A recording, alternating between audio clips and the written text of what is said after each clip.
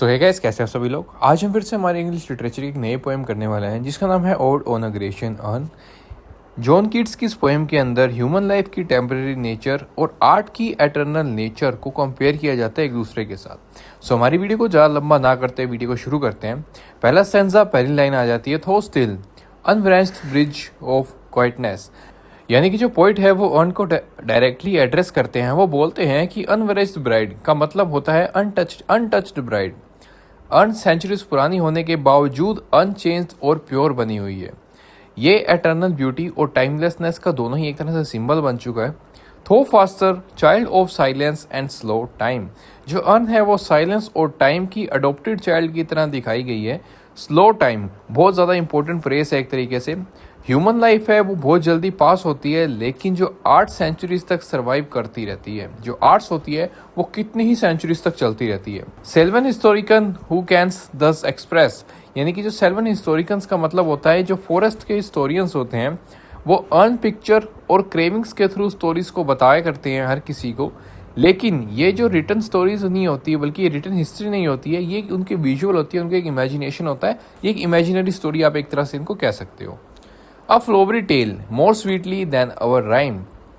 Poet कहते हैं कि अर्न की साइलेंट इमेजेस पोइट्री से भी ज़्यादा ब्यूटीफुल स्टोरीज एक्सप्रेस करती है।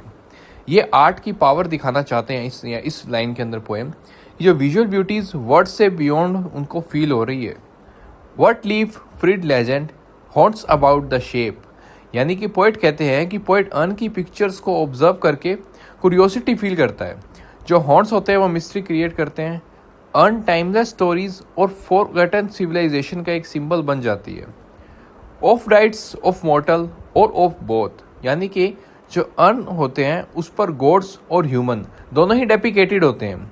ये डिवाइन और ह्यूमन वर्ल्ड के कनेक्शन को एक तरह से सिंबलाइज कर रहे हैं। इन टैम्प और द डेल ऑफ आर्केडी। टैम्प और आर्केडी आइडियल ग्रीक लैंडस्केप थे। ये ब्यूटी, पीस और आइडियलाइज्ड नेचर को रिप्रेजेंट करते हैं। मतलब कि पोइट इमेजिनेशन की वर्ल्ड क्रिएट करता है, एक तरह से इमेजिनरी अपना वर्ल्ड क्रिएट कर लेता है। What man or gods are these what maiden loth. यानी कि पोइट अर्न के जो सीन्स होते हैं उसके जो कैरेक्टर्स के बारे में काफ़ी ज़्यादा वंडर करते हैं। जो मेडन लॉथ होते हैं यानी कि अनविलिंग मेडन को एक तरह से सिंबलाइज कर रहे होते हैं। ये मूवमेंट और एक्शन को सजेस्ट करते हैं। लेकिन जो आयरनी वो ये है कि जो अर्न इमेजेस है वो परमानेंटली फ्रोजन है, परमानेंटली फ्रोज हो चुके हैं। What mad pursuit what struggle to escape. यानी कि जो वहाँ सीन्स है वो काफ़ी ज़्यादा डायनेमिक दिखाई देते हैं, लेकिन रियलिटी में वो फॉरएवर स्टैटिक है। पोइट आर्ट की पैराडॉक्सिकल नेचर को दिखाता है। उनकी फ्रोजन इमेज के अंदर वो मूवमेंट को सजेस्ट करता है कि कैसे इसके अंदर मूवमेंट हो रहा होगा। What pipes and timbrels what wild ecstasy. यानी कि जो म्यूजिक सेलिब्रेशन और जो पैशन है वो उसके अंदर दिखाई गई है। लेकिन जो रीडर है वो एक्चुअल म्यूजिक नहीं सुन सकता, बस वो एक तरह से अपनी इमेजिनेशन के अंदर वो अपना रोल है वो निभाता है, वो उसको काफ़ी ज़्यादा इंपॉर्टेंट भी बना देता है। Heard melodies are sweet but those unheard. यानी कि जो रियल म्यूजिक होता है वो काफ़ी ज़्यादा ब्यूटीफुल होता है, लेकिन जो इमेजिनरी म्यूजिक होता है वो और भी ज़्यादा उसको पावरफुल महसूस होता है। क्यों?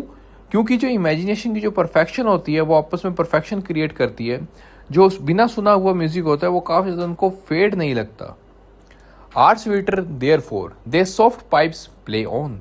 यानी कि जो अर्न की जो साइलेंट म्यूजिक होती है वो रियल म्यूजिक को ख़त्म कर देती है, लेकिन जो इमेजिनरी म्यूजिक होती है वो एक तरह से उसके लिए टाइमलेस बन जाती है कि इसका कोई भी अंत नहीं होगा, जब तक चाहे ये अपने जहन में उसको महसूस कर सकता है। Not to the sensual ear but more endeared. यानी कि ये जो म्यूजिक है वो फिजिकल ईयर के लिए नहीं बना है, बल्कि ये सिर्फ इमेजिनरी सोल के लिए बना है। ये जो आपकी इमेजिनेशन है ये सिर्फ अपनी आत्मा के लिए इन्होंने बताई गई है और उसी के लिए ही ये बनी है। Pipe to the spirit ditties of no tone. यानी कि जो साइलेंट सॉन्ग्स होते हैं इमेजिनेशन के अंदर वो एग्जिस्ट करते हैं। जो आर्ट होती है वो विजिबल इमोशन क्रिएट करती है, पर जो सॉन्ग्स होते हैं वो इमेजिनेशन एग्जिस्टिंग अपनी दिखाते हैं। Fair youth beneath the trees थो कांस नॉट लीव। यानी कि जो अर्न होते हैं वो अनडेपिक्टेड होते हैं। यंग मैन फॉरएवर यंग रहेगा, एक तरह से एग्जाम्पल देता है ये। ही कैन नेवर एज, उसकी कभी भी उम्र नहीं होगी, बल्कि ये एक इमोर्टलिटी दिखाते हैं। The song nor ever can those trees be bare. यानी कि जो स्प्रिंग होते हैं वो हमेशा फ्रोजन रहते हैं। ट्रीज कभी ड्राई नहीं होंगे, ये जो पेड़ है ये कभी सूखेंगे नहीं, जो नेचर है वो नेचर के अंदर परमानेंटली ब्यूटी बनी रहेगी। Bold lover never never canst thou kiss, यानी कि जो लवर होते हैं वो अपनी बिलव को किस नहीं कर सकता क्योंकि सीन है वो फ्रोजन है। ये एक तरह से फ्रस्ट्रेशन क्रिएट करते हैं दोनों के बीच में। Though winning near the goal yet do not grieve, यानी कि जो पोइट है वो एक तरह से कंफर्ट दिखाता है, ऑल दो लवर किस नहीं कर सकता लेकिन बिलव्ड फॉर एवर ब्यूटीफुल रहेगी। उनके बीच में फॉर एवर हमेशा के लिए ब्यूटीफुलनेस सदैव ही ऐसे ही रहेगी। शी कैन नॉट फेड थो हैज़ नॉट थाई ब्लिस, यानी कि जो ह्यूमन है उसकी जो ब्यूटी है वो एक तरह से टेम्पररी होती है, लेकिन जो आर्ट में जो ब्यूटी दिखाई गई है वो एक तरह से एटर्नल बन जाती है, वो कभी भी मर नहीं सकती, वो अमर हो जाती है। फॉर एवर विल्ड थो love and she be fair, यानी कि लव परमानेंटली फ्रोजन हो गया है। जो ह्यूमन रिलेशनशिप है वो चेंज होते हैं, पर जो आर्ट का एटर्नल मूवमेंट है वो हमेशा ही प्रिजर्व रहता है, हमेशा ही एक तरह से प्रिजर्व होकर रहता है, उसको कोई भी तोड़ नहीं सकता या ख़राब नहीं कर सकता। Happy happy boughs that can not shed, यानी कि जो ब्रांचेज होती है वो हमेशा ही ग्रीन रहेगी। नेचर एटर्नल स्प्रिंग में ट्रैप्ड हमेशा ही रहेगा। Your leaves nor ever bid the spring adieu, यानी कि जो सीजनल चेंज होता है वो यहाँ एब्सेंट है। आर्ट टाइम को स्टॉप कर देती है, जो आर्ट है वो वक्त को रुका देती है, वक्त को थमा देती है, जिसकी वजह से वक्त गुजर नहीं पाता और जो सीजनल चेंज है वो वहाँ पर एब्सेंट रहता है। एंड हैप्पी मेलोडिस्ट अनवियर्ड, यानी कि जो म्यूजिशियन है वो फॉरएवर प्ले करता है, म्यूजिशियन हमेशा बजाता रहता है, but he will never tyre, वो कभी भी थकता नहीं है, वो कभी भी टायर नहीं होता है। Forever piping songs forever new, यानी कि जो सॉन्ग्स है वो एटर्नली फ्रेश रहेंगे, हमेशा सारी उम्र ही वो फ्रेश रहेंगे।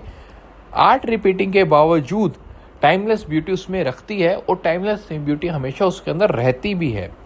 More happy love more happy happy love, यानी कि जो पोइट है वो एटर्नल लव को सेलिब्रेट करता है, लेकिन उसकी जो एक्सेसिव रेपुटेशन होती है वो हिडन सैडनेस भी सजेस्ट करती है। More ever warm and still to be enjoyed, यानी कि जो प्यार है, जो लव है वो एटर्नल पैशन के अंदर थम चुका है, फ्रोजन हो चुका है, लेकिन it can never fully complete itself, वो फिर भी अभी तक पूरे तरीके से ख़त्म नहीं हुआ है, उसका पूरा अंत नहीं हुआ है। For every painting and for every young, यानी कि यूथ परमानेंट हो गई है, ह्यूमन एजिंग यहाँ पर एब्सेंट है। ये बार बार बात आ रही है कि यहाँ पे ह्यूमन एजिंग एब्सेंट है, मतलब यहाँ पे टाइम की बात नहीं की जा रही इस पोएम के अंदर बार बार। All breathing human passion are above, यानी कि अन की जो एटर्नल इमोशंस होते हैं वो ह्यूमन टेम्पोररी इमोशंस से काफ़ी ज़्यादा सुपीरियर इसके अंदर दिखाई गई है, कि जो ह्यूमंस के जो नेचर है, इमोशंस है, उससे ज़्यादा काफ़ी ज़्यादा सुपीरियर फिलहाल ये है। That leaves a heart high sorrowful and cloyed, यानी कि जो ह्यूमन का पैशन है वो इवेंचुअली काफ़ी ज़्यादा एग्जॉस्टेड है, काफ़ी ज़्यादा एग्जॉस्शन के अंदर बना हुआ है और सैडनेस क्रिएट करता है। यह एक बहुत ज़्यादा रियल लाइफ इम्परफेक्ट है, मतलब इसकी वजह से जो रियल लाइफ है वो काफ़ी ज़्यादा इम्परफेक्ट बन जाती है। ये अपना बहुत बड़ा इम्पैक्ट डालती है लाइफ को इम्परफेक्ट बनाने के लिए। A burning forehead and a parching tongue, यानी कि जो ह्यूमन डिज़ायर है वो सफरिंग प्रोड्यूस करती है, एक तरीके से उनकी जो रियलिटी होती है वो काफ़ी ज़्यादा पेनफुल है। Who are these coming to the sacrifice, यानी कि जो पोइट अर्न के जो अनदर सीन्स है और भी ज़्यादा उसके अंदर सीन्स बताए गए थे आर्ट के अंदर, उसको एग्जॉर्व करते हैं, उसकी मिस्ट्री फिर से उनके अंदर एक नई मिस्ट्री क्रिएट हो जाती है। To what green altar O mysterious priest, यानी कि रिलीजियस रिचुअल जो कि एक स्केर्ड एटमॉस्फेयर क्रिएट करता है, एक डरावना एटमॉस्फेयर क्रिएट कर देता है उनके लिए। Leads thou that heifer lowing at the skies, यानी कि जो सेक्रीफाइस होता है वो इनोसेंस और रिचुअल ट्रेडिशन को सिंबलाइज करता है, एक तरह से आप ये मान सकते हो।